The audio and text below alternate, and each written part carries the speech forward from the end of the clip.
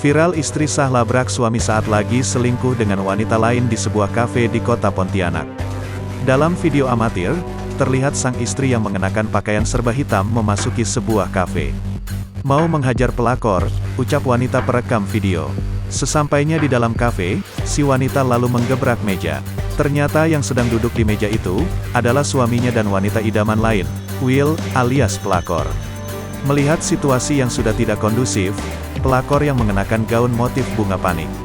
Si pelakor berusaha untuk pergi meninggalkan lokasi demi menyelamatkan dirinya dari amukan istri sah. Belum lagi ia menghindar, wanita perekam video lalu menghalangi gerak si pelakor agar tidak meninggalkan lokasi. Sini, duduk kau bagus, katanya.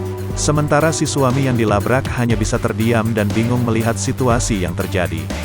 Aku sudah suruh kau menghindar, kau masih ngejar dia, kata si istri sah. Pertanyaan yang dilontarkan istri sah, langsung dijawab dengan pembelaan oleh si pelakor. Aku tak pernah mengejar dia, jawab si pelakor.